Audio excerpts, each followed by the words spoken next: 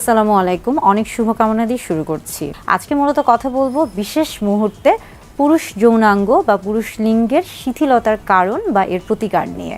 কিছুদিন আগে আমার কাছে একটি সদ্য বিবাহিত দম্পতি এসেছিল, বিশেষ করে যাদের বৈবাহিক কাল মাত্র 1 মাসের মতো হয়েছে। তারা যে সমস্যাটি নিয়ে আমার কাছে এসেছিল সেই সমস্যাটি হচ্ছে মূলত তাদের পারিবারিকভাবে বিবাহ হয়েছে। তাদের এই বিবাহের আগে তারা দুজন দুজনকে জানতো এবং দুজন দুজনের পরিচিত ছিল এবং এটা পারিবারিক মাধ্যমেই হয়ে থাকে এই বিবাহটা। এবং বিবাহের আগে কিন্তু তারা মানসিকভাবে প্রস্তুত ছিল যে তাদের মধ্যে একটা সুন্দর একটা সম্পর্ক বা তারা একটা পবিত্র বন্ধনে আবদ্ধ হতে যাচ্ছে। কিন্তু তারা যখন বিবাহ করলো তখন খেয়াল করলো যে পুরুষের ক্ষেত্রে বিশেষ করে দেখা যাচ্ছে যে যখন তিনি বিশেষ মুহূর্তে যাচ্ছেন তখন তার লিঙ্গ উত্থান হচ্ছে না এবং শিথিল হয়ে যাচ্ছে।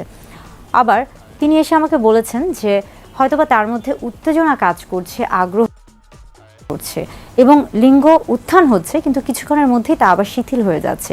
এবং সেটা দেখা যাচ্ছে যে অনেক সময় যোনিপথে প্রবেশের আগেই শিথিল হয়ে যাচ্ছে, আবার অনেক সময় যোনিপথে প্রবেশের পরপরই শিথিল হয়ে যাচ্ছে। এই বিষয়গুলি নিয়ে আসলে তারা আমার কাছে এসেছিল এবং এই বিষয়গুলি নিয়ে দেখা যায় যে আরও অনেকেই, বিশেষ করে সদ্য বিবাহিত যে সকল দম্পতি রয়েছে কিংবা যারা অনেক দিন ধরে হয়তো বা বিবাহিত জীবন পার করছেন কিন্তু আলাদা রয়েছেন, অনেক দূরে রয়েছেন, কিংবা যাদের হয়তো বা দেখা যায় যে আত্মবিশ্বাস অনেক কম থাকে, তাদের মধ্যে এই সমস্যাগুলো দেখা যায়। এছাড়া আরও বিভিন্ন কারণে কিন্তু এমন সমস্যা হতে পারে। বিভিন্ন কারণে আসলে একজন পুরুষের যে পুরুষ লিঙ্গ রয়েছে সেটা বিভিন্ন কারণে শিথিল হতে পারে। অনেক সময় দেখা যাচ্ছে যে একজন পুরুষ যখন বিশেষ করে মানসিকভাবে প্রস্তুত না, হয়তোবা তিনি মানসিকভাবে প্রস্তুত কিন্তু তার মানসিক অবস্থাটা কিভাবে আছে, অর্থাৎ সে কি স্বাভাবিক অবস্থায় আছে, তার যে মানসিকভাবে তার যে যৌন চাহিদা বা যৌন ইচ্ছা বা যৌন যে স্বভাব, এটা কি আসলে স্বাভাবিক নাকি অস্বাভাবিক, বা এটা কি সাধারণ নাকি অসাধারণ, এই বিষয়গুলিকে আসলে বুঝতে হবে।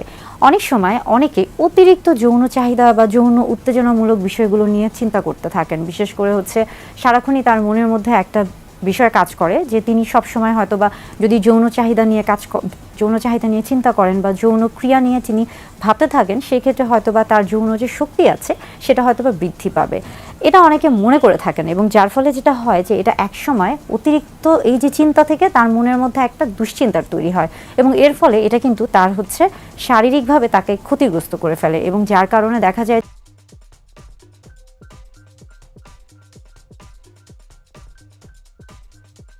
যে তিনি যখন আসলে সেই ক্রিয়ার মধ্যে যাচ্ছেন বা তিনি যখন আসলে সহবাসে যাচ্ছেন তখন তিনি আসলে মনোযোগ দিতে পারছেন না, কারণ তার মনোযোগটা কিন্তু ওই যে সবসময় এরকম একটা ধারণার মধ্যে ছিল যে তিনি কিভাবে শুরু করবেন বা কখন শুরু করবেন বা কিভাবে তিনি কাজটা করবেন বা আদৌ তিনি সেটা করতে পারবেন কিনা, এই যে বিষয়গুলি নিয়ে তার মধ্যে যে একটা চিন্তা এবং এখান থেকে দুশ্চিন্তা, এই কারণে দেখা যায় যে অনেক সময় ঠিক বিশেষ মুহূর্তে উত্তেজনা কাজ করলেও শিথিল হয়ে যাচ্ছে বা লিঙ্গের উত্থান হচ্ছে না, শিথিলতা হচ্ছে।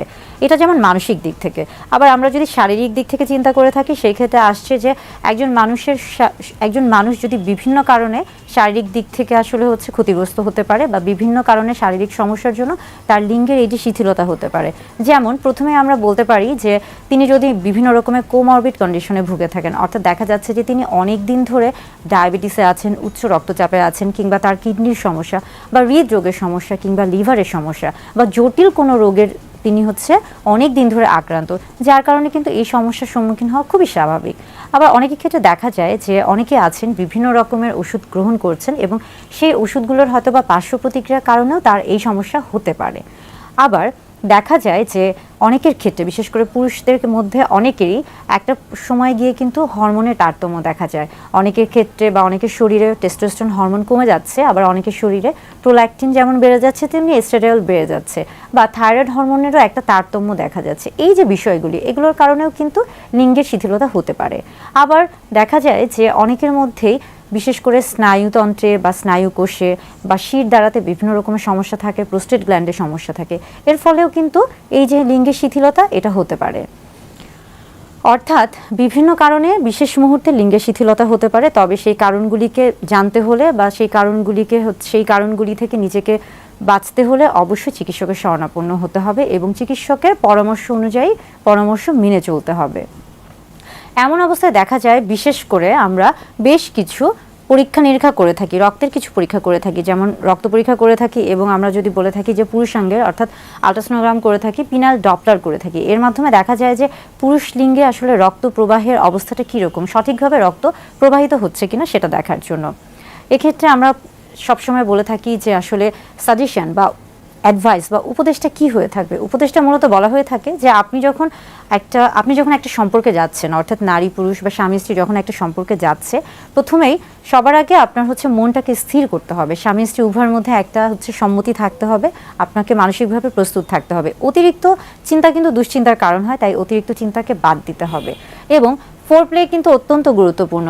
আপনি যতই আসলে চিন্তা করতে থাকেন না কেন যে আপনি কিভাবে করবেন, কখন করবেন, বা আপনাকে অনেক বেশি একটা কার্যক্ষমতা দেখাতে হবে, এই জিনিসগুলো থেকে সবসময় নিজেকে বিরত রাখতে হবে।